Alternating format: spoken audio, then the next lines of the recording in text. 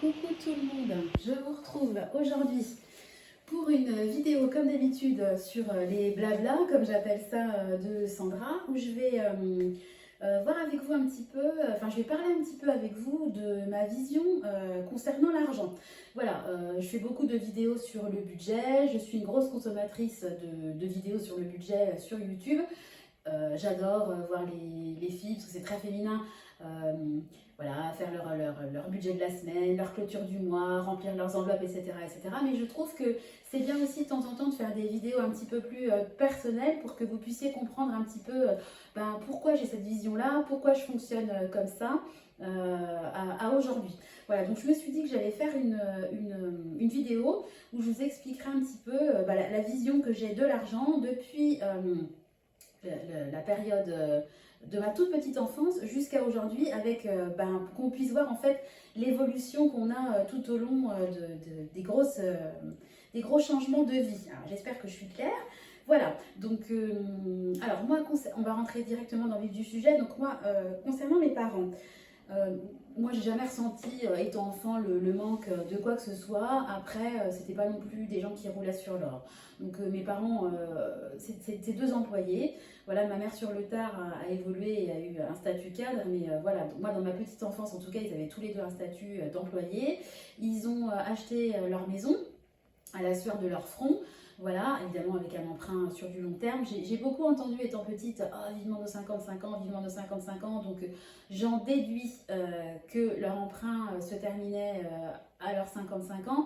Parce qu'à la maison, l'argent c'était vraiment un sujet qui n'était pas du tout évoqué. C'était pas tabou, mais vraiment mes parents, je pense que ils voyaient pas l'intérêt de parler d'argent avec nous enfants. Voilà, ils géraient leurs affaires et puis nous, on devait garder nos yeux d'enfants et ils ne voulaient pas du tout nous mêler à ça, ce que je trouve très bien. Par contre, on n'a pas eu d'éducation financière, si vous voulez. On nous a jamais dit, voilà, c'est bien de mettre de côté, plus tard, il faudra que quand tu vas commencer dans la vie active, il faudra que tu fasses ci, ça. Non, ça n'a jamais été évoqué. Voilà, c'était comme ça. C'était comme ça. Par contre, j'ai toujours vu ma maman faire un suivi très régulier des comptes.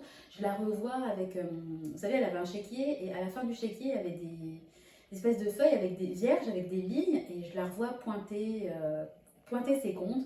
Avec mes yeux d'enfant, je ne comprenais pas trop ce qu'elle faisait, mais je la revois assise à la table du salon en train de faire ça. Et puis je la revois aussi beaucoup faire des courriers et parler de la sécu. Parce que oui, à l'époque, c'était que des feuilles de soins. Et vu qu'on était trois filles, trois enfants, il y avait beaucoup de rendez-vous médicaux et puis beaucoup, je pense, de courriers et de suivi à faire au niveau de la sécurité sociale. Voilà ce que je peux vous dire au niveau de mes parents. Encore une fois, on n'a jamais ressenti de manque, on partait en vacances tous les ans, voilà. Mais avec le recul, je pense que mes parents ont quand même beaucoup eu à gérer, hein. Je pense ils étaient contents quand ils étaient juste dans le mois. C'est-à-dire que je pense qu'ils ne devaient pas être loin des fois du découvert. Enfin, en tout cas, ils n'avaient pas beaucoup d'épargne. Voilà, l'épargne, ils l'ont fait sur le tard, hein. Mais je pense que quand on était petites, toutes les trois, voilà, leur objectif, c'était de gérer leur budget et de ne pas se retrouver à découvert. Encore une fois, c'est mon interprétation, puisque l'argent, c'est pas quelque chose qui a été évoqué avec mes parents avant, et c'est toujours pas un sujet. C'est-à-dire que moi, mes parents, j'ai jamais su combien ils gagnaient, je ne sais absolument pas combien ils gagnaient en retraite, je ne sais pas combien ils remboursaient par mois d'emprunt immobilier, je ne sais pas s'ils avaient des crédits à la consommation ou pas. Enfin, c'est vraiment pas un sujet qu'on évoque. Donc moi, je ne force pas du tout les gens. Je sens que c'est pas un sujet qu'ils ont envie d'aborder, donc je ne force absolument personne à en parler. Voilà. Alors ça, c'est un petit peu je pose un peu le cadre, entre guillemets, de ma petite enfance. Donc moi, dans ma petite enfance, j'avais un côté quand même très écureuil, hein, donc je ne sais pas pourquoi. Donc j'avais ma petite tirelire et je remplissais avec mes petits sous. Et puis très rapidement, je me suis rendu compte que des petits sous pouvaient se transformer en billets. Donc à l'époque, c'était des billets de 20 francs. Et oui, j'ai connu le franc et je me souviens, j'avais une espèce de trousse plate rose. Et voilà, j'avais patiemment cumulé des billets de 20 francs jusqu'à atteindre mon objectif du moment qui était d'avoir 1000 francs en billets de 20 francs. Donc un jour, je me suis retrouvée avec une liasse de 50 billets de 20 francs. Et c'était une de mes plus grandes fiertés de fin de petite enfance et préadolescence, on va dire. Voilà. Donc après, on va passer au statut d'adolescence. Donc là, tout a changé. Donc d'écureuil, je suis passée de fourmi, je suis passée à cigale. Voilà, donc l'adolescence, hein, donc l'objectif c'était, dès que j'étais en vacances, période de vacances scolaires, tous les jours, je sortais, j'allais en ville, voilà, j'avais de l'argent de poche, j'avais pas du tout la notion ni l'envie, je pense, hein, de voir que l'argent, ça poussait pas dans les arbres, et il y avait quand même une difficulté à avoir de l'argent. Donc moi, mon objectif c'était de profiter de ma vie, hein, donc je prenais le bus, et que voilà, je voulais m'acheter des vêtements. Donc à l'époque, les magasins, parce que tout a changé aussi, hein. À l'époque, c'était Pinky. Moi, j'ai connu le début des magasins pour adolescents, parce qu'avant, il n'y avait pas de magasin. Vous passiez de statut vêtements enfants à vêtements adultes. Le grand magasin de l'époque, c'était Pinky. Alors qu'aujourd'hui, avec Internet, vous avez pléthore de magasins. Les jeunes ados, elles ont un choix phénoménal. Moi, mon objectif, c'était d'aller à Pinky et puis de m'acheter des vêtements d'ado, entre guillemets. Et puis voilà, je dépensais absolument tout. Un de mes grands plaisirs aussi, c'était, alors moi c'était les vêtements ou alors la nourriture. Le puits sans fond, l'adolescente dans toute sa splendeur, je pouvais manger ce que je voulais, je prenais pas un gramme. Donc moi, si je pouvais tous les après-midi me faire un best-of Big Mac ou alors le péché mignon de l'époque, c'était un américain. Je ne sais même pas si ça existe encore. C'est des sandwichs, ça avait la taille d'une demi-baguette, où dedans il y avait du steak haché, du cheddar, et puis c'était servi dans un sac plastique, et le sac plastique il était blindé de frites. Alors ça, j'aurais pu me faire exploser le ventre avec ça. C'était quand j'avais de l'argent, je pense même que ma priorité allait plus sur la nourriture. Je dis n'importe quoi, on me donnait 20 francs, je pense que je préférais aller dépenser mes 20 francs en nourriture plutôt que de me dire je vais m'acheter une palette de fard à paupières par exemple. Moi c'était la nourriture avant tout. Ça n'a pas changé, même si je suis en équilibrage, j'adore toujours autant manger. Enfin bon, si je faisais le calcul de tout ce que j'ai fait dépenser à mes parents, je pleure un peu. Mais d'un autre côté, j'ai pas envie de pleurer parce qu'on est tous passés par là. L'adolescence, c'est un peu une période charnière. Bah oui, on a envie de dépenser, c'est comme ça. Je pense que c'est un peu dans les gènes de l'ado. Et puis on a envie aussi de s'affirmer. Donc quand je parlais de Pinky, bah voilà, j'avais envie de choisir moi-même mes vêtements, vous commencez à prendre vos propres décisions et puis à faire vos propres choix. Donc ça passe aussi par le côté vestimentaire. On cherche un peu à s'affirmer en faisant nos propres achats. Voilà, donc j'ai aucun regret, hein, ça fait partie de la vie et de l'apprentissage. Voilà, mes parents ils ont dépensé pour moi, désolée, mais je pense que je ferai la même pour mes garçons, ça sera pareil aussi. Je suppose que voilà, dans quelques années, ils vont vouloir des Nike, ils voudront des vêtements de marque, etc. C'est le jeu de l'adolescence, hein, on est tous passés par là, et puis en tant que parents, je pense qu'il faut aussi être lâcher du lest et puis se rappeler de comment nous on était ça passe mieux quand on se souvient de ce que nous on a fait vivre entre guillemets à nos parents. Donc après l'adolescence, il y a eu le statut de jeune adulte, comme j'appelle ça. Donc là, je connaissais déjà mon mari, hein, on se parle un peu de la fin de mes études supérieures et puis de l'entrée dans la vie active. Donc moi, j'ai commencé à avoir mes premiers vrais salaires, entre guillemets, en fin d'études supérieures, où là, j'étais en stage de fin d'études et je me souviens, je gagnais à l'époque 900 euros. Voilà, donc j'adorais dépenser, mais je suis quand même revenue à mes premiers amours, c'est-à-dire l'épargne. Donc sur les 900 euros, je me souviens que je mettais 300 euros par mois de côté sur une assurance vie. Assurance vie qui d'ailleurs nous a servi l'année dernière, puisque le dernier appartement qu'on a acheté, le 7e, j'ai débloqué plus de 20 000 euros de cette assurance vie-là pour payer une partie de l'appartement. Donc c'est quand même une fierté, je me dis, cet argent que j'ai commencé à épargner dans ma vraiment, je devais avoir une vingtaine d'années, et il a servi l'année dernière à acheter l'appartement numéro 7. Donc oui, une certaine fierté, la boucle était bouclée de cette première épargne en tant que jeune active. Voilà, donc j'épargnais. Par contre, j'avais toujours la folie, entre guillemets, acheteuse. Hein. Donc là, on est passé à la période sac à main. Donc j'avais la folie des sacs à main. Alors un truc qui m'a poursuivi très très longtemps, c'est les chaussures. Je ne sais pas combien j'ai de paires de chaussures à la maison, mais c'est phénoménal. En plus, je voulais absolument des chaussures à talons, donc qui ne sont pas forcément évidentes à porter au quotidien. Le maquillage aussi, je pense que j'en ai pour une vie. Hein. J'ai encore du maquillage que j'ai acheté il y a plus de 15-20 ans. Et puis, je suis rentrée aussi dans une période où je dévorais les livres. Donc, à l'époque, c'était plutôt des romans policiers. Donc, j'achetais des livres. Voilà, donc il n'y a pas longtemps, on a tellement de livres à la maison qu'on essaie de régulièrement s'en délester. Donc, on les met dans les boîtes à livres, vous savez, qu'il y a dans les villes. Voilà, moi j'ai pas envie de les vendre, j'ai pas envie de vendre 10 centimes un livre, je préfère les donner et rendre quelqu'un heureux, entre guillemets. Voilà, ça retourne dans le circuit. J'en ai donné pas mal à ma mère. Enfin, on essaie de se délester un peu des livres parce que clairement, je vais pas relire tous les livres que j'ai achetés 2 fois et puis ça prend une place phénoménale. Donc ça, c'était un peu la façon que j'avais de consommer en tant que jeune adulte. Et puis il y a eu un moment charnière dans ma vie, c'est le moment où on s'est marié. En fait, quand on s'est marié, voilà, on a pris un compte commun et je ne sais pas comment dire, il y avait comme pas une prise de conscience, mais une volonté en tout cas voilà, je suis mariée, il faut que je me mette à bien, entre guillemets, bien gérer. J'ai toujours aimé gérer, j'ai toujours aimé les tableaux, les chiffres, les colonnes, dépenses, entrées, sorties, épargne, etc. Ça m'a toujours plu, mais là j'ai voulu le faire de manière plus sérieuse, plus rigoureuse, on va dire, donc voilà. Donc ça s'est très bien passé, hein. J'ai bien géré, on n'était jamais à découvert. Et puis là, on a fait notre premier achat immobilier.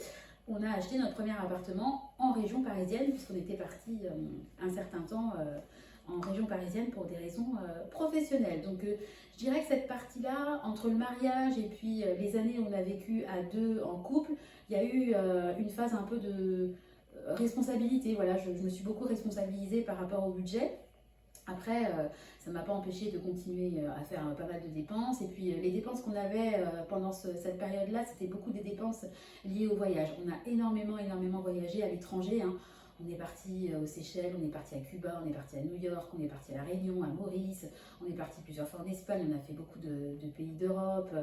On a fait les îles Grenadines, la Martinique, la Guadeloupe. Enfin, on a fait énormément de très beaux voyages. Donc c'est vrai que les gros voyages comme ça ont des coûts, mais aucun regret. Les voyages, quand on peut partir, ça donne une ouverture sur le monde qui est incroyable et c'est des souvenirs. Voilà, très souvent on en parle, on évoque ça quand on se fait quand on se retrouve, quand on se fait des petits apéros à deux, c'est très souvent qu'on parle de tu te souviens quand on était allé là, quand on avait fait ci, quand on avait fait ça. Voilà, c'est des expériences de vie, ça a un prix, mais ça n'a pas de prix. Voilà. Voilà, donc ça c'était ma période de mariage et puis vie à deux. Et puis il y a eu un moment où tout a encore à nouveau changé. C'est quand enfin j'ai réussi, j'ai atteint mon objectif numéro 1 qui était de devenir maman. Donc là, voilà, ma vision de l'argent a encore une fois changé. J'ai une vision de l'argent qui est à l'heure actuelle beaucoup plus tournée sur l'avenir, sur le côté sécuritaire. Voilà, à la fois pour nous et puis pour les enfants, parce que qui dit enfant dit, dit études plus tard, permis, accompagnement dans l'entrée de la vie active, etc. Donc voilà, on fait des enfants, le but c'est de pouvoir bien les éduquer. Et puis c'est pareil, ma vision a changé de quand j'étais maman avec un enfant unique et aujourd'hui je suis maman de famille nombreuse. J'en reviens toujours pas moi-même. Voilà, ma vision a beaucoup de l'argent a beaucoup changé et puis voilà, on a des enfants, on veut et on va bien s'en occuper, petits, dans l'entrée dans la vie active, mais également quand ils auront 50, 60 ans, parce que peut-être que nous un jour, alors je nous souhaite de mourir dans notre maison, mais peut-être qu'un jour on aura besoin d'être dans un endroit médicalisé. Et Dieu sait que les EHPAD, ça coûte un bras et j'ai pas du tout envie d'être une charge pour mes enfants. Je veux absolument pas qu'ils se mettent à devoir chercher de l'argent pour payer nos maisons de retraite, hein. Donc voilà, si moi aujourd'hui je travaille sur le fait d'atteindre l'indépendance financière, la liberté, le temps, etc., c'est aussi pour l'avenir parce que il y a l'instant T où on vit des loyers. Mais il y a aussi le fait de se créer un patrimoine qui peut-être un jour, peut-être qu'un jour il faudra qu'on vende un appartement pendant nos vieux jours pour pouvoir assurer de payer un EHPAD. Alors c'est pas très gai, c'est une échéance lointaine, mais je trouve que par rapport à l'argent, par rapport au budget, c'est bien aussi de prévoir sur du long terme. Il n'y a pas que l'instant T, il y a aussi le long terme et ça en fait partie. Et quand on fait des enfants, moi je veux pas être une charge un jour pour mes enfants. Voilà, donc toujours concernant l'argent, je me suis beaucoup formée. Alors, j'ai acheté, il fut un temps, des livres. Je vous avais parlé dans une vidéo du livre d'Élise Franck, du livre d'Olivier Seban. J'ai lu aussi L'immobilier pour les nuls. Enfin, pas mal de livres sur l'argent, l'épargne et les investissements. Mais aujourd'hui, clairement, c'est plus les livres qui sont source de formation pour moi. C'est YouTube, c'est Internet et particulièrement YouTube. Moi, j'ai dévoré pendant des heures et des heures les vidéos de youtubeuses sur le budget. Alors, beaucoup de vidéos sur des youtubeuses américaines et puis de plus en plus des youtubeuses françaises qui se mettent à faire des vidéos sur le budget. Oh, j'adore. C'est là que j'ai découvert la méthode des enveloppes parce que moi, j'ai toujours suivi mon budget sur papier. Mais c'est vrai que la méthode des enveloppes, quand j'ai découvert ça, au début, j'avoue, je comprenais rien. Je me dis, qu'est-ce qu'elles font avec leurs classeurs? Pourquoi elles ont plusieurs classeurs, etc. Et puis, je me suis mis à regarder 1, 2, 10, 20, des centaines de vidéos. Et j'avoue que c'est un côté vraiment addictif. Et j'adore les voir manipuler les billets, les mettre dans les enveloppes, etc. etc. Alors, j'adore les voir le faire, mais moi, c'est tout ce que je ne fais pas. Parce que voilà, nous on s'est fait cambrioler 2 fois, donc je refuse absolument d'avoir du liquide chez moi. Parce que ça me stresse, parce que j'ai pas envie, voilà. Donc moi, par contre, je me suis beaucoup inspirée de ces vidéos-là pour me créer mes enveloppes virtuelles. Voilà, donc moi j'ai 3 enveloppes virtuelles, entre guillemets. J'ai mon compte courant où là j'ai toutes mes charges fixes qui tombent. J'ai un compte Boursorama où là j'ai mes charges, je fais les dépenses alimentation, donc parce que c'est une charge variable. Donc là, ce compte-là, il est dédié qu'à l'alimentation. Et j'ai un 3e compte, toujours chez Boursorama, bon, ça aurait pu être n'importe où ailleurs, hein, où là, j'ai un compte qui englobe tout ce qui est autres dépenses. Donc à l'inverse de beaucoup de youtubeuses qui ont une pochette pharmacie, une pochette shopping, une pochette, je sais pas, vétérinaire, animaux, etc. Moi, je regroupe tout dans cette catégorie-là que j'appelle autres dépenses. Voilà, je ne sépare pas ces enveloppes-là. Par contre, j'ai énormément de comptes épargne, c'est-à-dire que je pourrais avoir un livret A où je mets mon épargne pour les réparations de voiture, pour Noël, pour Pâques, pour les anniversaires. Non, moi j'ai un compte épargne par typologie d'épargne, c'est-à-dire que j'ai un compte épargne pour Noël, j'ai un compte épargne pour les anniversaires, j'ai un compte épargne pour la voiture, j'ai un compte épargne pour les vacances, etc. etc. J'ai besoin que visuellement et même virtuellement, ça soit séparé. Après, c'est vraiment une vision très très personnelle et moi je fonctionne aussi beaucoup avec des trackers. Alors j'ai à la fois mes comptes épargne et puis aussi mes trackers parce que j'adore le côté visuel et ça m'aide beaucoup. Ça rend concret en fait si vous voulez l'argent parce qu'à défaut de le manipuler physiquement, j'ai besoin physiquement d'avoir un contact avec quelque chose et en l'occurrence moi ce sont les trackers que j'ai décidé d'utiliser. Alors, je me nourris beaucoup de vidéos de youtubeurs sur internet et ce que je voulais dire en fait par rapport à ça, c'est que moi, voilà, encore aujourd'hui j'en regarde énormément, mais moi je ne suis pas forcément la façon de faire d'une personne. J'ai adapté, j'ai réajusté, j'ai comparé, j'ai ajusté. Enfin voilà, la méthode que j'utilise, c'est ma méthode. Je me suis inspirée. Voilà, en fait YouTube ça m'inspire. Voilà le mot. C'est de l'inspiration que je vais chercher et après je rentre en phase adaptation où je le mets entre guillemets à ma sauce. Je picore un petit peu par-ci et par-là des idées parce que je trouve qu'il y a des idées, enfin il y a énormément de créativité, il y a des idées absolument super, il y a des trackers qui sont magnifiques, enfin je veux dire, il y a vraiment des gens qui sont hyper doués et en plus on a accès à cette formation. Pour moi je vois ça comme une formation gratuitement, je trouve ça absolument génial. Voilà, alors par rapport à l'argent, je parlais de gratuité et de YouTube. Alors moi c'est clair par contre que autant je m'inspire beaucoup de vidéos sur YouTube, autant clairement je ne dépense pas d'argent pour le budget. Il y a il y a des trackers qui se vendent, il y a des classeurs qui se vendent, etc., etc. Alors je ne juge pas, tout travail mérite salaire et si certaines personnes veulent vendre leur création, bah c'est bien, enfin je trouve ça ni bien ni mal, enfin voilà, c'est leur choix. Mais moi, par contre, jamais je dépenserai là-dedans.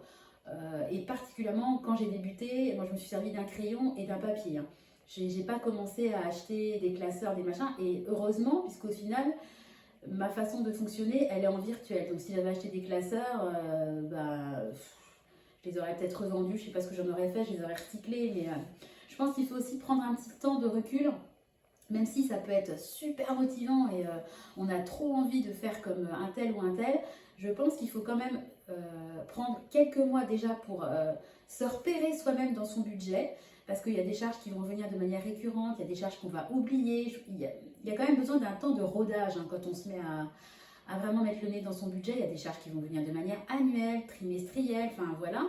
Et une fois que vraiment on a trouvé la méthode qui nous correspond, Là, je trouve que oui, si on veut, parce que c'est vraiment pas une obligation. Encore une fois, je pense qu'un cahier de brouillon et un crayon de papier, ça marche tout aussi bien. Peut-être, mais peut-être que pour avoir un petit peu plus de motivation, avoir des jolis objets, ça participe au fait d'être motivé pour faire son budget. C'est vrai que si on prend un vieux cahier de brouillon qui a 20 ans et puis un vieux crayon de papier, c'est peut-être moins motivant pour certaines que d'avoir de jolis classeurs, de jolis trackers, de jolies enveloppes personnalisées, etc. Je ne juge pas, mais je dis juste que quand on démarre, je trouve ça dommage de claquer entre guillemets une centaine d'euros pour ça parce que peut-être que la méthode, encore une fois, ne nous conviendra pas et c'est dommage d'investir sans garantie, entre guillemets, de poursuivre avec cette méthode. Voilà, par rapport à YouTube, excusez-moi, je bois un coup. Pardon, par rapport à YouTube, moi, ça, c'est vraiment une source de motivation pour moi. Et puis la motivation aussi chez moi, elle vient du fait que j'ai des objectifs datés et chiffrés. Moi, je vous parle beaucoup de 2029 parce qu'on veut solder tous nos emprunts immobiliers en 2029. Donc, je suis partie de cette date-là. Et puis après, eh ben, je sais, j'en ai déduit en fonction du nombre de mois qui me restent par rapport à une date. Eh ben, j'ai fait le calcul et je sais qu'il faut que je mette tant par mois pour atteindre cet objectif-là. Le fait de dater et de chiffrer, je trouve que c'est très très important. Voilà. Et puis de rester aussi dans le concret et dans le bon sens.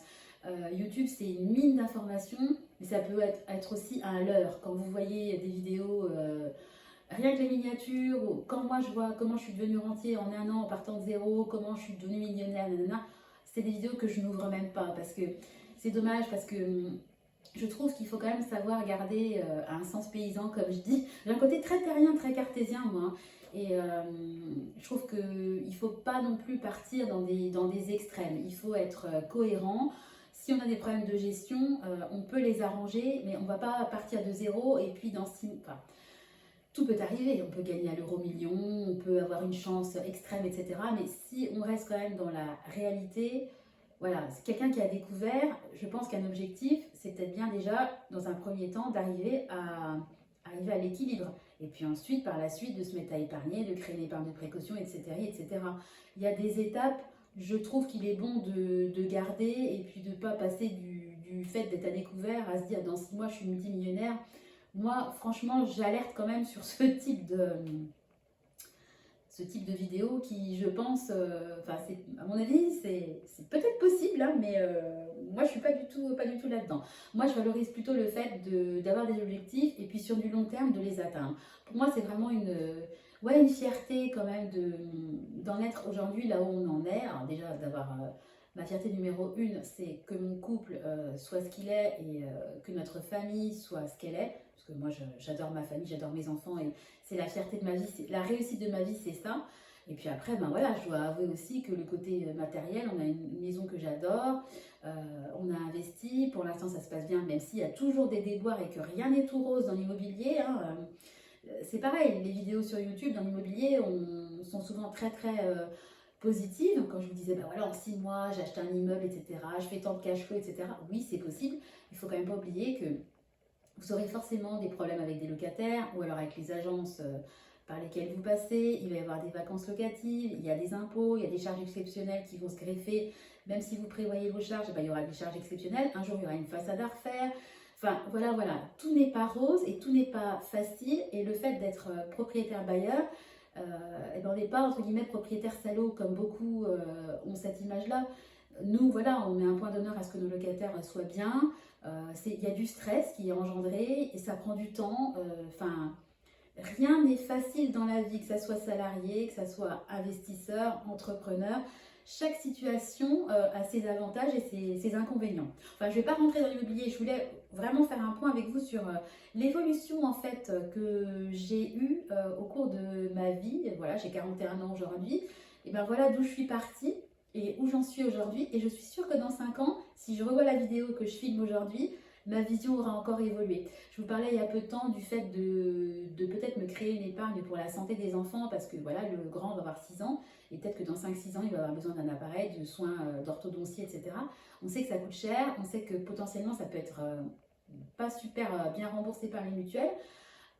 Voilà, c'est quelque chose, il y a 7-8 ans en arrière, on m'aurait parlé d'une épargne santé-enfant, enfin, ça ne me parlait absolument pas, c'était quelque chose, je n'y pensais, enfin, ça faisait pas partie de ma vie, j'avais pas encore d'enfant. Alors, et aujourd'hui, je suis en train de me dire, bah oui, il va falloir que je fasse peut-être ce type d'épargne pour les enfants. Bah oui, il ne faut pas qu'on soit une charge pour les enfants, donc il faut qu'on assure nos arrières. Il faut qu'on prévoie un budget pour, parce que voilà, on peut leur financer le permis, je trouve que c'est un minimum.